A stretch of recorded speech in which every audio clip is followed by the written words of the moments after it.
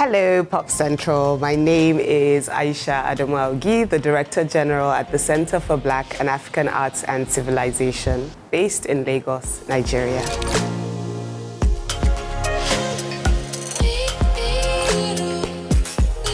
So the Center for Black and African Arts and Civilization, we call it CBAC. CBAC was created as an aftermath to the 1977 Festival of African Arts and Culture. So Nigeria hosted the second Festac. I know for those who've heard of Festac in Lagos, we have a whole estate called Festac, and it once was the largest satellite town in West Africa, and I think now in West Africa. So the Festival of African Arts and Culture was hosted in Nigeria, and it brought in 56 different Black African countries and nations from all over the world. Well, they were represented right here at the different events. It was a month-long event. I believe it took Nigeria over 7 years to prepare for it. So it was the largest thing that had ever brought and united the whole of Black nations and Africa in one space. It has never been done again. And the archive is there at our center. We also have a research and documentation unit. We have the museums. We also have a children's library for those who would want to, get the kids into learning about history. So that is exactly what CBAC is about.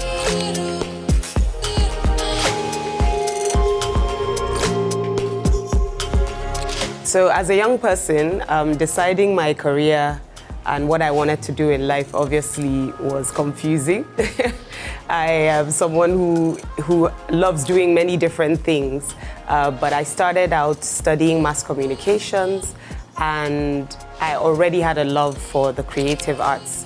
I would paint, I would do photography. My dad got me a camera when I was a really young girl, mainly because I was overly curious about how you would get an image and see it. I can see it in front of me and then it's on a piece of paper, like how? So I had so many questions.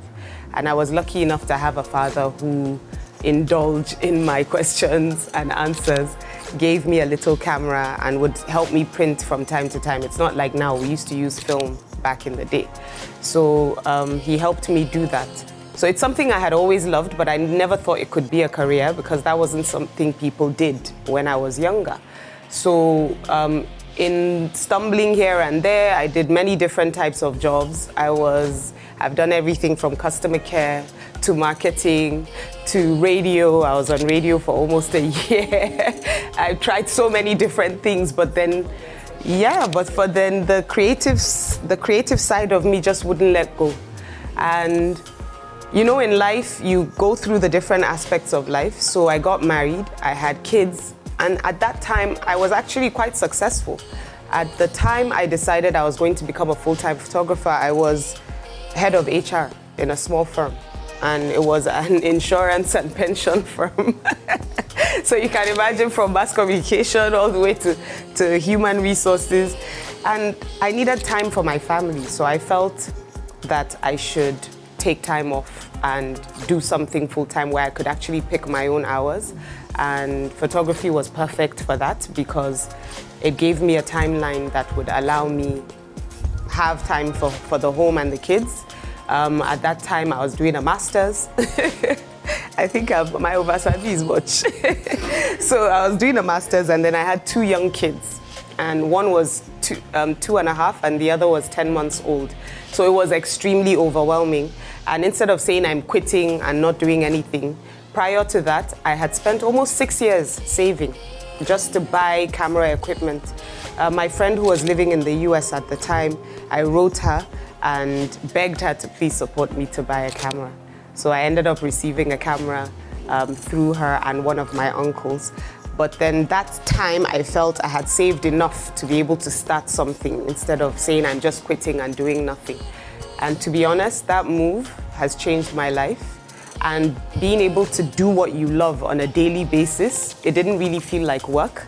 Of course, you get stressed out, but I had the energy, the oomph. I wasn't feeling depressed or anything like that. So it was really a good run. And it became a full-time thing. It really started out from someone, I went to a wedding and I documented the wedding and donated it as a gift to the family. And the lady said, listen, the guy we paid didn't do this well, so we're going to pay you. I was like, oh, okay, wait. I can make money from this. All right. Okay, so let's look into this. So that's really, it was just a trial and error thing that actually worked out.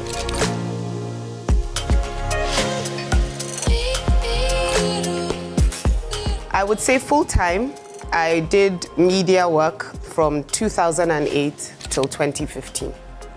And financing was always an issue. Getting people to believe in the different ideas or concepts that I would come with was always difficult. Even with advertising, it's like there were some crazy ideas and they couldn't visualize it. I don't know how best to put it, but I just felt people really didn't get the essence of that sector. And I was quite successful. I was making a lot of money. I even had a couple of studios, and I just realized the support was not there.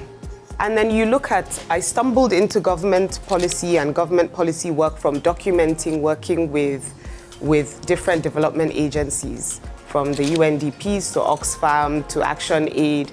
And I had always had questions like, so why isn't the government doing anything about this? Why is another agency coming from abroad to do work that's already budgeted for? So you start asking yourself all these questions. And I realized the sector didn't have the support that it needed for people to realize the impact that it had. There's no company today that will not utilize photography, video, art. There is no politician that wants to run that will not work with artists and other people that can bring in, because these are the people who have voices, they have followers, but yet when it's time to support them financially, there's no support. I didn't say I woke up to become an advocate, but it's something I deliberately decided that, listen, I have a voice now, and that voice came from being a photographer, a female photographer from northern Nigeria. I think when I commenced, it was just 2 of us that I know of. And in the whole of Nigeria, I only knew about T.Y. Bello and Yetunde Babaeko. That was it. That were doing the kind of work that I loved and the kind of work that we were doing. So realizing that many of our stories are untold, and then my sector is also not represented. So I wanted to tell our stories. And that's how it all started. Becoming an advocate has changed the way that I see things, because I'm learning and adding research and trying to use as much data as I can to convince people that the creative and cultural sector actually makes an impact. I'll just use a simple example, a Burna Boy today. Burna Boy is shutting down stadiums across the world, right? You look at the different Wizkids, the Femi Kutis, the different Nigerians in music, and just because of them, the infrastructure is getting support. The merchandise is moving.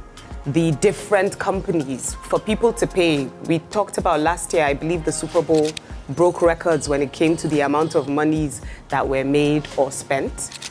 And it's all because some people decided, this is who I'm going to be. And just because that person became talent, they've created different types of jobs surrounding them. So if we start to look at things from that perspective, we realize that the sector is way beyond just entertainment, the way that we see it. So that's one of the reasons I decided to become an advocate for us.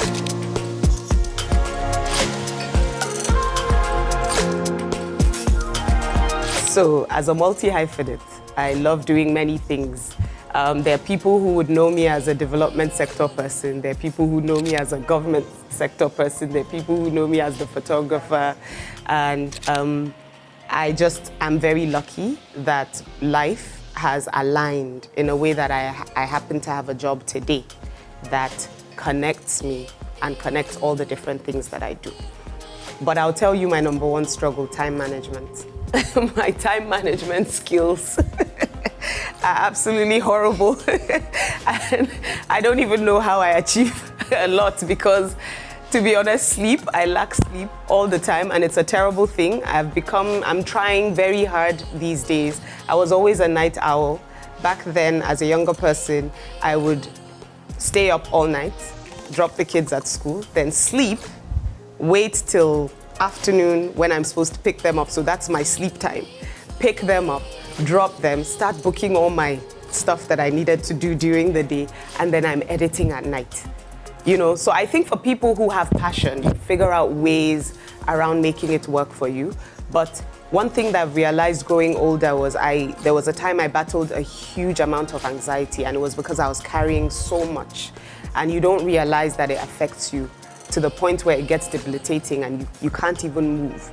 And so I would say my mental health has been affected by doing too many things, and then also my time management skills. But then what it's also done for me is that I'm able to do so many of these things. And I don't know if it's a function of my brain, but being able to connect all these things and say, I can bring my creative side.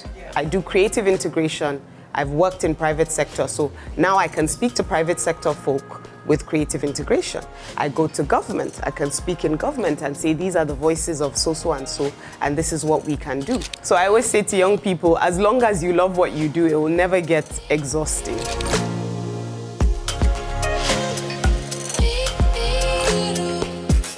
So first things first, it makes people happy.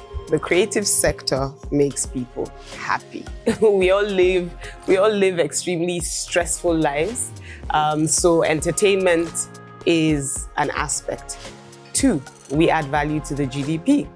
Regardless of whatever anybody says, we have a lot of people who look down on people who decide to be in the creative sector until they get popular. Once they're popular, they're like on top of the food chain, and everybody wants to tap into that, but you don't know what they had to go through to get there. Culturally, it binds us, it unites us, it helps people learn about who we are and how we do things. So I'll give a simple example. You'll see the different woven fabrics. We actually have stories on them. If you look at Adire, it's a language that was passed down from our ancestors from generation to generation. Now we are losing the language. We have a lot of people who are trying to preserve them, but almost every Adire pattern that you see, the old school Adire patterns had stories. There actually was information that could have been moved during the war from one community to another. But that unity, I think the creative and cultural sector also brings a sense of unity and understanding, because as you're entertaining using that sector, you're also learning about the other people. And then that sense of us against them doesn't really come to play. You also look at knowledge and teaching. Because we listen to the kind of music that we listen to, because we wear the kind of things that we wear. Some people, your identity, just by walking into the room, they can tell this is who you are. So it also gives you a sense of identity. But then you look at also the value that it brings when it comes to getting younger people to connect with the older generation. There is that too. You can see the evolution of the creativity and culture, but you can also see people are going back to the older generation to pick up some of these things and innovate from them. Then it also supports a lot of people with their own direct earnings. A lot of people in the creative and cultural sector are able to survive. I am an example of saying that this sector can actually feed you also. So there are many, many other aspects that I could keep going about the value of the creative and cultural sector.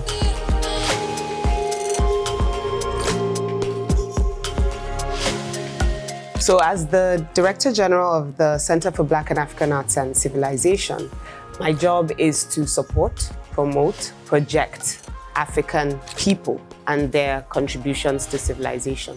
And it's very important for us to understand that a lot of our own history has been changed. And the younger generation need to also have that pride in who we are and what we do.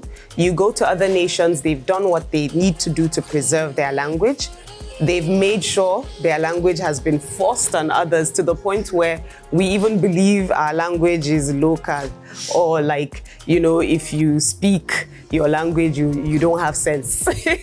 You're not educated. And it really is a terrible thing when you look down on your own self. So I believe one of the aspects the center can promote is for people to also believe in who we are and understand that we added value even before the colonial people came.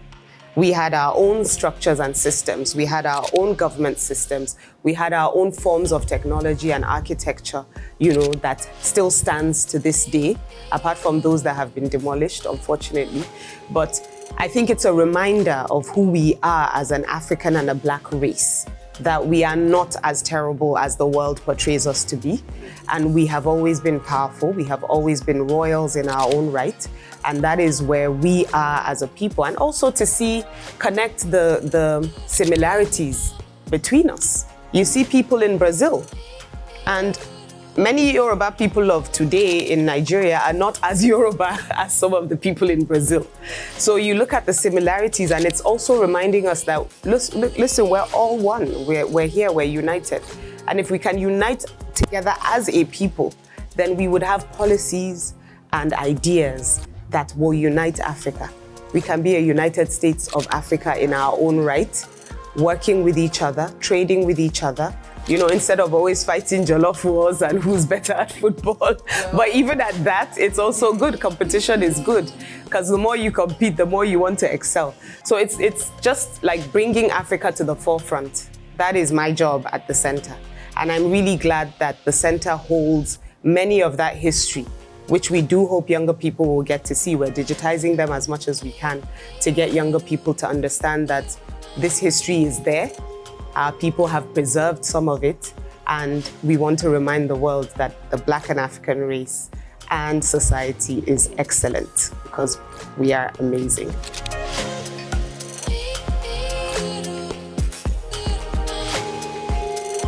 Well, I think first off, we need to stop seeing women as people who can't integrate in everything. It's not just because you look at many of the items. I'll tell you about a project I did as a photographer. I documented gender roles, and just from day-to-day society. It was street photography, and the idea was to find how we see people. So I stopped at, at the junction where there's always a book stand, there's people selling food, you have those selling books and things like that. And I noticed all of the people selling newspapers were men. So, and this is many years ago, we're talking 12, 15 years ago when I did that. So I asked them, do you have any women that are doing this? They said, no, it's not for, we don't even register them. I was like, what? But I was like, but the woman selling okpa is right here. The one who's selling beads, you know what I mean? Like, why do we look at it from the perspective of a woman can now not sell newspaper? And then moving forward, I was still thinking about that project. And you see, when you get to the streets, when I'm at the junction, they will come with the magazines. I know we're looking at what people would want to buy, right? You portray that women just want to know fashion. Yeah. If you look at all the women magazines, it's literally just how you're going to look, how to catch this man, how to keep your husband, things like that. But look at the men's one, it's really like talking about policies, it's talking about business, it's talking about entrepreneurship. And you wonder, like, why? But then again, what we don't know is with gender roles, we keep reinforcing them. So the more we reinforce them, the more people believe that is what is meant to happen. So for me, I want policies that stop seeing men versus women, regardless of whether, even when we're talking about quota systems, sometimes I feel it's because we have quota systems that women aren't allowed to do certain things. And also that aspect of the women believing in themselves. I've done all the things that I was told I couldn't do. I don't know, maybe because I'm a rebel, but I've done all the things. As a photographer, I was told you can't be walking around with a camera. They won't respect you. What are you doing? You're going to have children. You're going to get married. Like, these were the reasons even women themselves were giving me, telling me I can't do these things, right? I went into politics. I was running for House of Reps. I got everything from the no's to the threats. Do you understand? And I even had people saying, you better go and sit in your husband's house. Stop inspiring our women, things like that. So sometimes it's because we've also created the bubbles and said, this is where women should fit in. So I would love policies that can scatter those bubbles. And we also, as women, stop reinforcing those things that limit women from achieving their goals. I was at an event called HAR AFCFTA, which is the Africa Free Continental Trade Agreement, which allows the whole of Africa connect with trade. But they created one for women, where women would actually come to bring their own solutions, which I thought was beautiful, because nobody knows our problems more than us. So I would love to see more spaces that allow women bring their voices into those rooms without seeing us as the token woman. There's always just one person in the room that is there to fight for us. So we just need policies that allow more inclusivity in every possible way.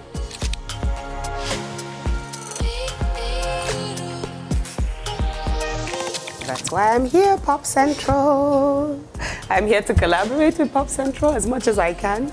I know the demographic here is young people, and there's nothing better than a young person having knowledge and experience, hearing it from people who have or know what they're doing. So I think one of the aspects we, as young people, research. We don't do that enough. We want to quickly get things done. Young people are always on the move, but sometimes take the time to study and learn. It is super important to learn from the people who have had those experiences so you don't make the mistake. There was a saying, I think it's an African saying, I'm not sure, but there's a saying that goes, if you don't learn from advice, you will learn from experience. Yes, so I believe Popcentral is a channel that can allow and create narratives and push narratives that support young people, and also open up the minds of young people to think about way many other things. I always say we can't aspire to what we don't know. We cannot aspire to what we don't know. A person can't become a doctor unless there's a situation that makes them feel they have to do something about healing, But if you know that there's something like that, you're gonna get up and try to get to it. Today, you have so many people wanting to be chess champions. You won't have people who want to be chefs because they've broken Guinness Book of World Records. So I believe Popcentral would be a station that would support that kind of avenue. I'm seeing some of the discussions happening at Popcentral, and I really align with that, to bring the world to the young people. And having entertainment on the side is always a good thing.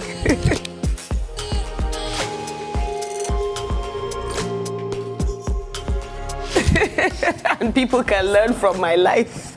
The legacy I would want to live is one of balance, one of saying I was able to kind of do it all. I've lived many different lives. In my first 4 decades. I'm heading to the fifth. I'm in the fifth one, in my 5th decade. I've lived many lives, and I would love to say that I have impacted people, and people have learned from me. And I do hope that the way that I've lived can also support others to do better, to do things, and to just take charge of their lives and see as much as they can, and always remember that God exists, but there's a saying that's in Islam, I'm a Muslim, and it says, yes, you can leave your camel, but tie it, right? There's a saying, it's part of a hadith, which basically means trust in God, but do what you need to do. You understand? So leave your camel, but tie it, instead of just letting it go. So I always try to connect that to my own life, to say, I have my own plans, I have my own vision, and I know that if I believe in God and trust that everything will realign, but at least I've done my own part, where God will look at me and say, I'm ready to give her what she's looking for, but because she's prepared. So I strongly believe a legacy like that would make sense.